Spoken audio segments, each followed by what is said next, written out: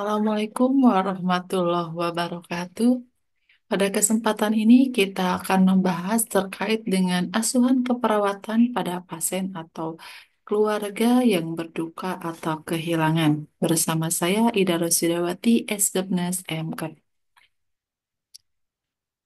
Oke, kita akan masuk ke materi selanjutnya. Nah, yang akan kita bahas di sini ada soal kasus, kemudian tahapan berduka, dan asuhan keperawatan. Nah, di sini soal kasus. Seorang laki-laki 28 tahun baru saja kehilangan adik laki-lakinya akibat kecelakaan lalu lintas. Dia merasa sangat bersalah karena merasa tidak bisa melindungi adiknya. Dia juga mengalami kesulitan berkonsentrasi di sekolah dan sering marah-marah. Oke, dari kasus ini nanti kita akan bahas masuk di tahapan berduka yang mana dan asuhan keperawatannya seperti apa. Oke ya. Selanjutnya kita ke tahapan berduka. Teori yang paling umum digunakan untuk menjelaskan proses berduka adalah 5 tahapan berduka yang dikemukakan oleh Elizabeth Kubler-Ross. Perlu diingat bahwa tidak semua orang akan mengalami semua tahapan ini, dan urutannya pun bisa berbeda-beda. Setiap individu memiliki cara unik dalam mengatasi duka. Namun, perlu dijelaskan bahwa seseorang itu akan mengalami tahapan berduka, itu hal yang wajar. Ya, itu perlu dijelaskan kepada pasien atau keluarga atau seseorang yang mengalami kehilangan. Oke, apa saja tahapan berduka? Yang pertama adalah denial atau penolakan. Pada tahap ini, individu mungkin merasa terkejut dan tidak percaya bahwa kematian atau kehilangan itu nyata. Menolak gitu ya. Gak mungkin adik saya meninggal gitu ya di kasus tersebut. Gak percaya saya. Jadi mereka seringkali merasa bahwa ada kesalahan atau ketidakadilan dalam situasi tersebut dan mungkin berusaha untuk memperbaiki kenyataan atau menolaknya. Nah, ini merupakan tahap pertama dari berduka, yaitu denial atau penolakan. Yang kedua, anger, marah. Setiap penolakan, setelah penolakan berakhir, yang kedua adalah individu bisa merasakan kemarahan atau frustasi. Mereka mungkin merasa bahwa kehilangan itu tidak adil dan akan menyalahkan diri mereka sendiri.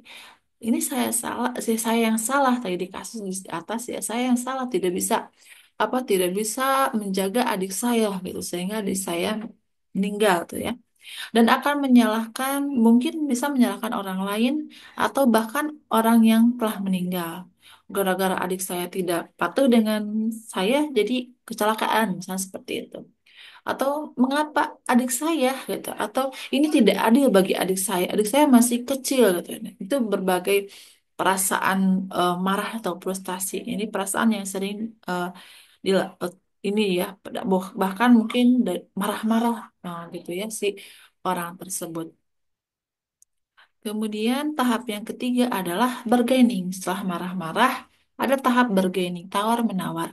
Pada tahap ini, individu mencoba untuk bernegosiasi dengan takdir atau kekuatan yang lebih tinggi dengan harapan bahwa mereka dapat menghindari atau memperlambat kehilangan tersebut. Misalnya, mereka mungkin berjanji untuk menjadi orang yang lebih baik jika dapat menghindari kematian atau kehilangan.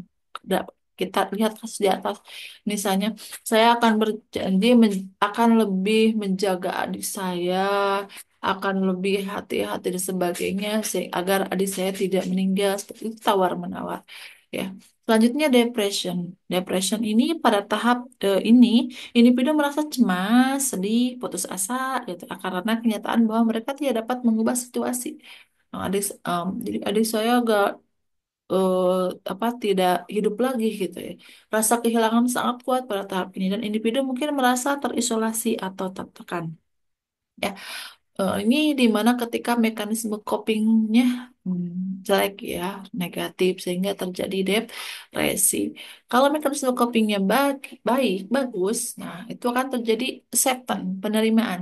Pada tahap terakhir ini individu akhirnya menerima kenyataan akan kehilangan atau kematian, Mereka mulai berdamai dengan situasi tersebut, merasa lebih tenang, dan siap untuk melanjutkan kehidupan meskipun dengan perasaan kehilangan. Oke, banyak faktor ya untuk bisa mencapai ke tahap penerimaan ini. Eh, ada eh, apa spiritualnya, dukungan keluarga, teman, ya itu banyak sekali faktor yang mempengaruhinya. Nah, dari kasus dari atas tadi ada istilah menyalahkan diri sendiri, kemudian ada marah-marah. Nah, itu masuk ke tahap anger ya, marah, anger, marah. Oke. Selanjutnya kita masuk ke asuhan keperawatan, di mana tahapan asuhan keperawatan itu dimulai dari pengkajian, diagnosa keperawatan, perencanaan keperawatan, implementasi keperawatan, dan evaluasi keperawatan. Oke, untuk pengkajian data fokus pada pasien berduka, tujuannya mengidentifikasi dengan lebih spesifik masalah keperawatan yang terkait dengan proses berduka yang dialami pasien. Area fokusnya respon emosional, perasaannya, ekspresi emosinya, sedih, marah, atau gitu ya, coping mekanismenya, kemudian pikiran dan persepsi, pikiran negatif kah, ruminasi, persepsi realitas, ya, lebih ke penerimaan ya kenyataan, perilakunya, pola tidurnya terganggu atau tidak, nafsu makannya, aktivitas sehari-hari, interaksi sosial, itu perlu dikaji, spiritualitasnya, keyakinan agamanya, ya makna hidupnya, kemudian dukungan sosial, keluarga, teman, dan komunitas.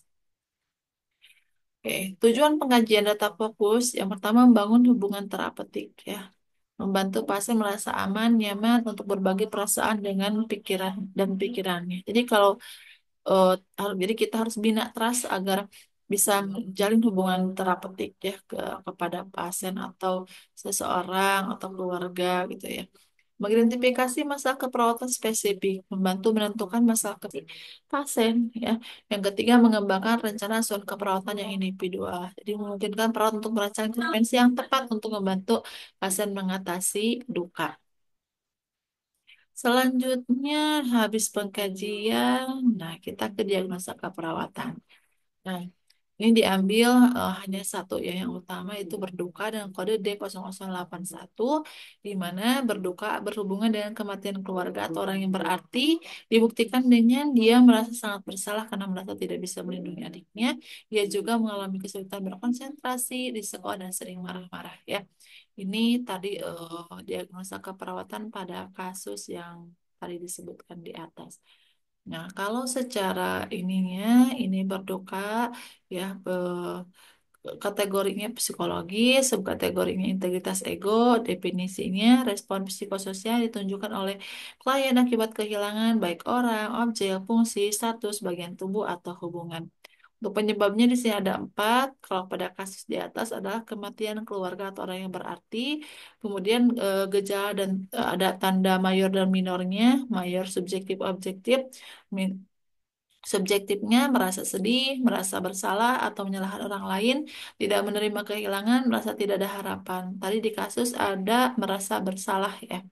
Kemudian objektifnya menangis, pola tidur berubah, tidak mampu berkonsentrasi. Tadi juga di kasus ada tidak mampu berkonsentrasi. Kemudian untuk minornya, subjektifnya mimpi buruk atau pola mimpi berubah, merasa tidak berguna, fobia. Untuk objektifnya marah, tampak panik, fungsi imunitas terganggu. Tadi di kasus ada sering marah-marah. Jadi ini apa untuk diagnosa keperawatan utamanya adalah berduka. Kondisi klinis terkaitnya ada kematian anggota keluarga atau orang terdekat ya tadi. Oke, itu ya untuk diagnosa keperawatannya. Selanjutnya masuk ke tahap ketiga itu perencanaan keperawatan. Di mana dalam perencanaan keperawatan itu ada tujuan, kriteria hasil, dan intervensi. Nah, untuk tujuan itu harus SMART ya, spesifik, measurable, achievable, reliable, dan time. Jadi setelah dilakukan perawatan selama 3 kali 24 jam diharapkan tingkat berduka membaik dengan kriteria hasil, verbalisasi perasaan bersalah menurun, marah menurun, konsentrasi membaik. Jadi ini harus disesuaikan dengan data yang ada di diagnosa hasil pengkajian ya. Selanjutnya intervensi keperawatannya, intervensi utamanya ada dua. dukungan proses berduka, dan yang kedua dukungan emosional. Oke. Ini untuk urusan SLKI-nya ya, tingkat berduka dengan kode L0904. Oke, ini tadi ya yang di bold itu biasanya yang sering terjadi ya, sering muncul sebagai tanda dan gejalanya. Kemudian untuk intervensinya di sini dukungan proses berduka ya, ada observasi, terapeutik, dan edukasi. Jadi kita harus eh, menjelaskan kepada pasien atau seseorang yang mengalami kehilangan bahwa sikap eh, menolak atau sikap mengingkari, tawar-menawar, depresi itu hal yang wajar ya, hal yang wajar. Oke, kemudian selanjutnya implementasi keperawatan pada pasien berduka bertujuan untuk membantu pasien mengatasi duka, meningkatkan kualitas hidup dan mencapai tujuan yang telah ditetapkan dalam rencana asuhan keperawatan. Implementasi keperawatan melaksanakan apa yang sudah direncanakan di intervensi keperawatan. Selanjutnya, evaluasi keperawatan pada pasien berduka menggunakan format SOAP, Subjective Objective Assessment Plan. Ini umum ya. Untuk subjektif objektifnya mengacu pada kriteria hasil. Ya, tujuan evaluasi memantau kemajuan pasien, apakah intervensinya yang dilakukan efektif atau tidak, terus membuat keputusan klinis, menentukan apakah perlu pengembangan pasien dalam rekam medis. Oke, ya. Alhamdulillah ya, itu bahasan terkait dengan asuhan keperawatan pada pasien yang mengalami masalah berduka atau kehilangan. Mudah-mudahan bermanfaat. Assalamualaikum warahmatullahi wabarakatuh.